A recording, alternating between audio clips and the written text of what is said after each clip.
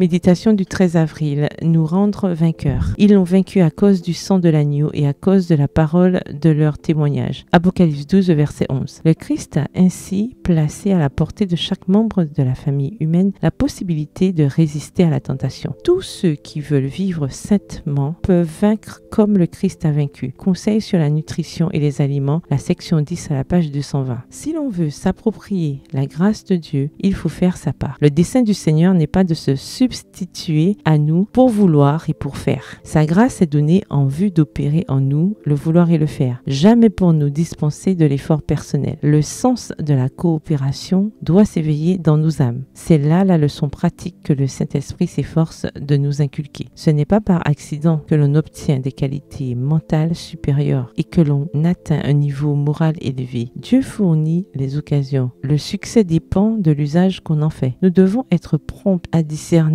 les voies que nous ouvre la providence et empressés à y entrer. Il en est qui pourraient devenir des hommes puissants si, comme Daniel, ils apprenaient à compter sur Dieu pour obtenir la grâce de la victoire et la force nécessaire pour réussir dans leur travail. Extrait du livre Message à la jeunesse au chapitre 39 à la page 145. Il est nécessaire d'entretenir une communion vivante avec le ciel en recherchant la grâce divine aussi souvent que Daniel le faisait, 3 fois par jour pour résister aux appétits et à la passion. Lutter contre les appétits et les passions sans l'aide de la puissance divine nous conduira à l'échec. Mais faisons du Christ notre forteresse et notre âme s'exclamera: dans toutes ces choses nous serons plus que vainqueurs par celui qui nous a aimés. Romains 8, le verset 37. L'apôtre Paul a dit: je traite durement mon corps et je le tiens assujetti, de peur qu'après avoir prêché aux autres, d'être moi-même disqualifié. 1 Corinthiens 9, le verset 27. Que personne ne s'imagine pouvoir vaincre sans l'aide de Dieu. Grâce à l'énergie, la force et la puissance d'une vie spirituelle forte, nous porterons des fruits de piété et aurons le vice en aversion. Veillons constamment à nous éloigner des choses du monde, des conversations futiles, de tout ce qui est sensuel et visons la noblesse d'âme et la pureté du caractère. Notre nom peut être gardé pur et sans tache. Il peut ne pas être associé à quoi que ce soit de malhonnête ou d'injuste. Alors, il sera respecté parmi les hommes bons et purs et inscrit dans le livre de vie de l'agneau pour être immortalisé parmi les saints anges. Extrait du livre Medical Ministry, le ministère médical à la section 8, aux pages 143 et 144. Bonne soirée, que l'Éternel vous bénisse.